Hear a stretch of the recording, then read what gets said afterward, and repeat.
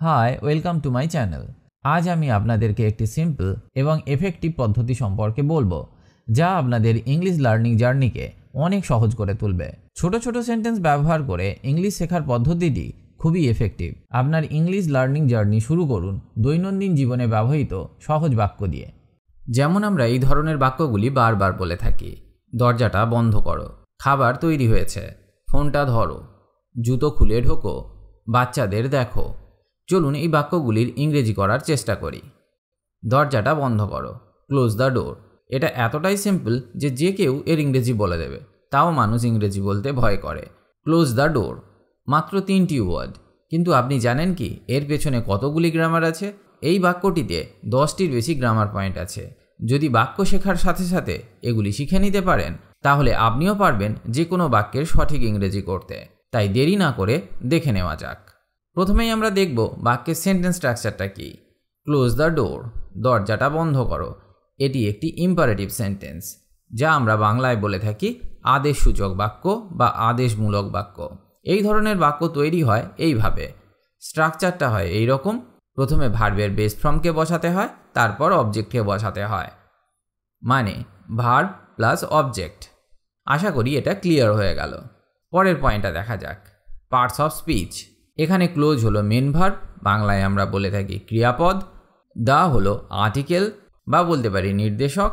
ডোর হলো নাউন, বাংলায় আমরা বলে থাকি বিশেষ্য।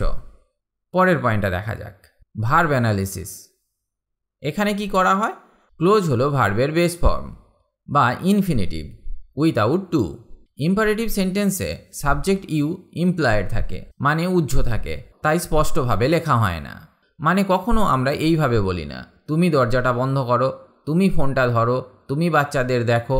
এই বাক্যগুলি আমরা তুমিকে বাদ দিয়েই বলে থাকি। এই ধরনের বাক্যে তুমি উহ্য থাকে, এটা আপনাকে মনে রাখতে হবে। Article usage. এখানে কেন দিকে ব্যবহার করলাম? দি হলো ডেফিনাইট আর্টিকেল।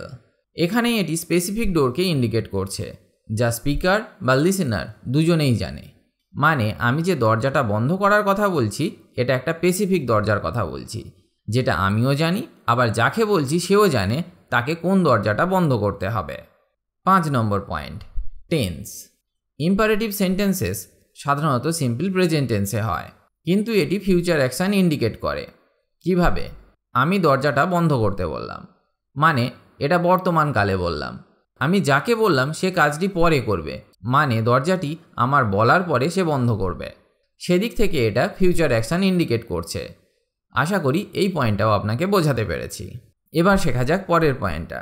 এখানে আমরা জানব পাংচুয়েশন সম্পর্কে।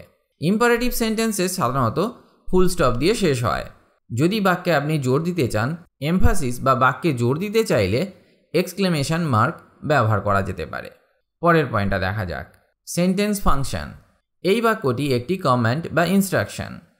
যদি আপনি এই বাক্যটিকে পোলাইট ফর্মে বলতে চান, মানে ভদ্রভাবে বলতে চান, তাহলে এইভাবে বলুন, please close the door. Please close the ডোর এটা বলা যায়, মানে বাক্যে প্লিজ কথাটি যোগ করে বাক্যটিকে পোলাইট করে দেওয়া হলো। এবার 8 নম্বর পয়েন্টটা দেখা যাক। ভ্যারিয়েশনস, মানে এই বাক্যটাকে আর কীভাবে বলা যেতে পারে। যেমন যদি আমরা এটাকে নেগেটিভ ফর্ম তৈরি করি, তাহলে কি হবে? Don't close the door. Don't close the ডোর, দরজাটা বন্ধ করো না। আবার যদি কোয়েশ্চেন ফর্ম করি, তাহলে এইরকম হবে, could you close the door? Could you close the door, তুমি কি দরজাটা বন্ধ করতে পারবে? এবার যদি উইথ অ্যাডভার্ব মানে অ্যাডভার্ব দিয়ে বলি, তাহলে কীরকম হবে? Quickly close the door. Quickly close the ডোর, তাড়াতাড়ি দরজাটা বন্ধ করে দাও। এখানে কুইকলি হলো অ্যাডভার্ব। তাহলে আমরা ভ্যারিয়েশনসগুলো দেখলাম। 9 নম্বর পয়েন্টটা দেখা যাক। ইম্পারেটিভ সেন্টেন্সে usually modal verb can, should, must এদেরকে ইউজ করা যায় না, এটাও আপনাকে মনে রাখতে হবে। 10 নম্বর পয়েন্ট, প্র্যাকটিক্যাল ইউজেস। এই ধরনের ছোট ছোট বাক্যগুলি ডেইলি কনভারসেশনে খুবই ইউজফুল। এগুলো ক্লিয়ার ইনস্ট্রাকশন দেওয়ার জন্য একদম পারফেক্ট। এই হলো 10টি পয়েন্ট। আশা করি এগুলি আপনার কাজে আসবে। এগুলি মাথায় রেখে আপনি যদি ইংরেজি শিখতে শুরু করেন, তাহলে আপনাকে কেউ হারাতে পারবে না। আপনি অবশ্যই নেক্সট লেভেলে যেতে পারবেন। এখানে আমি আর একটা টিপস শেয়ার করে দিই। এই স্ট্রাকচার ইউজ করে ডিফারেন্ট ভার্বস এবং অবজেক্ট দিয়ে প্র্যাকটিস করুন। যেমন ওপেন দ্য উইন্ডো, জানলা খুলে দাও, টার্ন অফ দ্য লাইট, আলো নিভিয়ে দাও, ব্রিং দ্য বুক, বইটি নিয়ে এসো। এই ধরনের ছোট ছোট বাক্যগুলো আপনি নিজে থেকে তৈরি করতে শুরু করুন এবং বাক্যগুলো নিয়ে একটু ভাবুন। এই অ্যানালিসিস থেকে আপনি দেখতে পাচ্ছেন যে একটি সিম্পল সেন্টেন্সও অনেক গ্রামার রুলস ফলো করে। রেগুলার প্র্যাকটিসের মাধ্যমে আপনি এই রুলস ন্যাচারালি ইউজ করতে পারবেন, যা আপনার ইংলিশ ফ্লুয়েন্সিকে ইমপ্রুভ করবে। চলুন এবার কিছু বাক্য প্র্যাকটিস করা যাক। খাবার তৈরি হয়েছে, food is ready, food is ready. টিভিটা চালু করো, turn on the TV, turn on the TV.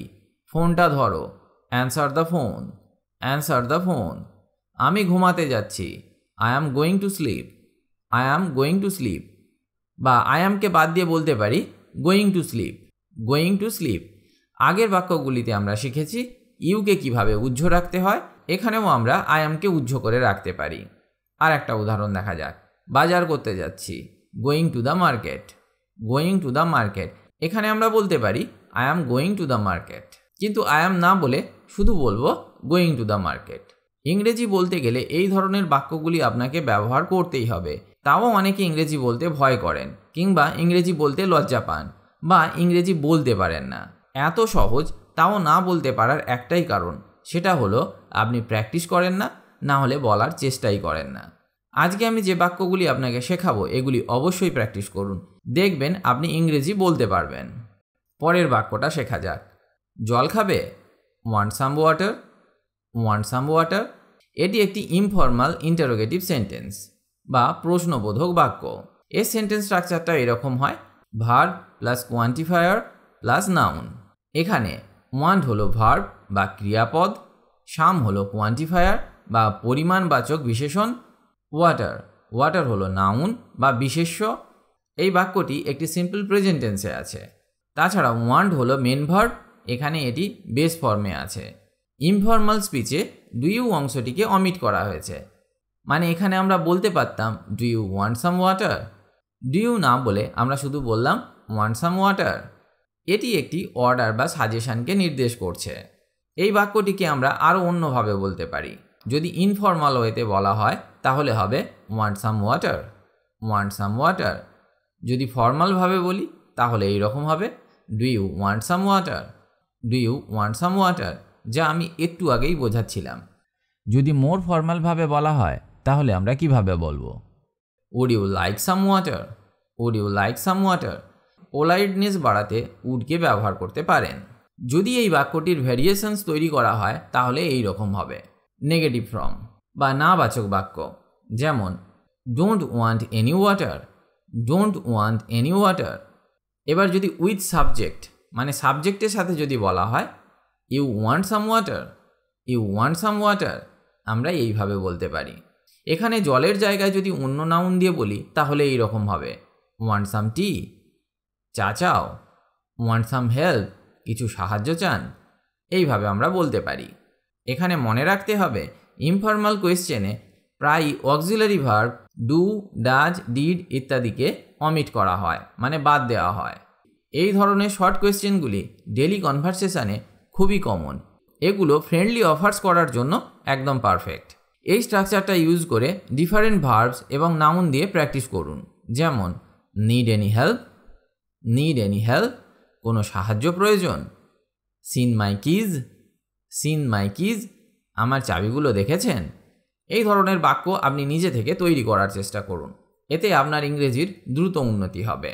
English speaking কান্ট্রিজে এই ধরনের ইনফর্মাল কোয়েশ্চেন ফ্রেন্ড এবং ফ্যামিলির মধ্যে খুবই কমন, তাই এগুলি আপনারও শেখা উচিত। তাহলে আমরা দেখলাম একটি সিম্পল কোয়েশ্চেনও বেশ কয়েকটি গ্রামার রুলস ফলো করে। রেগুলার লাইফ প্র্যাকটিস এবং রিয়েল লাইফ সিচুয়েশানে ইউজ করার মাধ্যমে আপনি এই ধরনের কোয়েশ্চেন্স ন্যাচারালি ফর্ম করতে পারবেন, যা আপনার কনভারসেশনাল ইংলিশ স্কিলকে সিগনিফিক্যান্টলি ইমপ্রুভ করবে। এতক্ষণ আমরা যা কিছু শিখলাম সেগুলি একটু প্র্যাকটিস করা যাক। বাথরুম কি খালি? Is the bathroom free? Is the bathroom free? জুতো খুলে ঢোকো। Remove shoes before entering, remove shoes before entering. হাত ধুয়ে নাও, wash your hands, wash your hands. খাবার গরম করো, heat up the food, heat up the food. বাসন ধুয়ে ফেলো, wash the dishes, wash the dishes. ঘর পরিষ্কার করো, clean the room, clean the room. এই ছোট ছোট সেন্টেন্সগুলো প্র্যাকটিস করুন, তারপর ধীরে ধীরে আরও কমপ্লেক্স সেন্টেন্সে যান। একটি এক্সেলেন্ট টেকনিক হলো সেন্টেন্স বিল্ডিং। একটি বেসিক সেন্টেন্স নিয়ে শুরু করুন, তারপর ধীরে ধীরে সেটাকে বড় করুন। উদাহরণস্বরূপ, আই ইট এর মানে আমি খাই। আই ইট রাইস আমি ভাত খাই। আই ইট রাইস এভরিডে আমি প্রতিদিন ভাত খাই। তাহলে আমরা এইভাবে একটা ছোট বাক্যকে ধীরে ধীরে বড় করতে পারি। রেগুলার প্র্যাকটিসের মাধ্যমে আপনি দেখবেন যে আপনার ভোকাবুলারি বাড়ছে এবং গ্রামার ইমপ্রুভ করছে। প্রতিদিন কমপক্ষে 10টি সেন্টেন্স শিখুন এবং ইউজ করার চেষ্টা করুন। এভাবে আপনি এনজয়েবল ওয়েতে সেন্টেন্সেস শিখতে পারবেন। মনে রাখবেন, কনসিস্টেন্সি ইজ কি। তাই প্রতিদিন কিছু সময় প্র্যাকটিস করুন এবং ভুল করতে ভয় পাবেন না, কারণ ভুল থেকেই আমরা শিখি। যদি আপনারা এই ভিডিওটি হেল্পফুল মনে করে থাকেন তাহলে প্লিজ লাইক, শেয়ার এবং সাবস্ক্রাইব করতে ভুলবেন না। আপনাদের কোনো প্রশ্ন বা সাজেশন থাকলে কমেন্ট সেকশানে জানাতে পারেন।